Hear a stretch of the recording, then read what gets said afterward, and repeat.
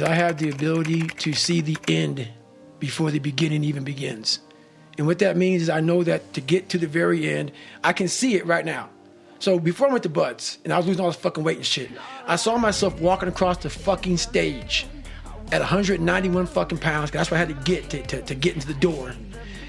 I saw myself 6 months, a year later, whatever it's gonna take me to do it, I saw myself walking across that stage, getting that fucking certificate of graduation from Buds. And I was able to be there at 300 fucking pounds. And that feeling that I was nowhere near that fucking feeling, I was able to put myself there 1,000,000 times every fucking day. And that feeling of like, my God, that is gonna feel fucking amazing. That's what made me suffer. That's what allowed the pain to be real and say, this is worth it. I wanna feel for this fucking next 18 months, it took me 18 fucking months to finally become a Navy SEAL, to finally, just get through Buds. 18 months, it's 6 months, it took me 18. That's what woke me up every fucking morning was, I'm gonna put myself through this much fucking pain and suffering for a few seconds. That's all it is. A few seconds of joy. And it's so fucking worth it, man. That's what people don't get. So I'm able to put myself at the finish line, even though I have no finish line, but at the finish line of an event before I even start the motherfucker to say, how are you gonna feel at the end of this? Well, visualization is one of the challenges. And part of that is not just visualizing success or living in the reality of achieving what you're setting out to achieve, but also visualizing how you're going to navigate all the obstacles that are going to get thrown in your path. Right. Visualizing is my biggest tool of life. That's why I've been able to put myself in cold water, put myself in a 100-mile race millions of times before I've done it.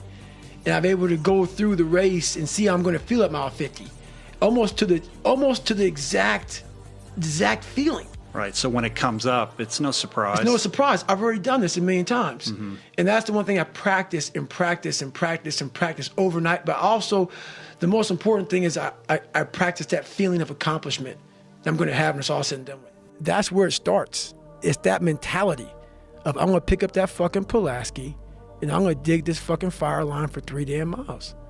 That's that mentality I never want to lose. I never want to get so nice with, oh, yeah, I did it, man. I did it.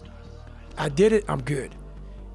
That mentality of I'm willing to pick up that shovel and I'm willing to dig a 3-mile line, there's something about that mentality that I'm ready to go to work at any time. And that's what keeps me, those are the sparks. Like, I look at motivation as just a spark. It's like kindling. How a big fire starts, it starts with a little smoke. It starts with a little cigarette being thrown in the woods. Next thing you know, all California's fucking burn up. That's what I've been doing my whole life, is I find these little sparks.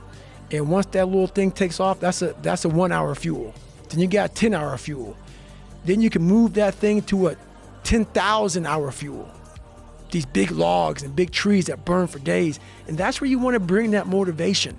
That's where you want to bring that drive. So if you have no kindling, the kindling is me going out with these young guys saying, all right, motherfucker, you're 43. It's a 20-year-old. Keep up with them.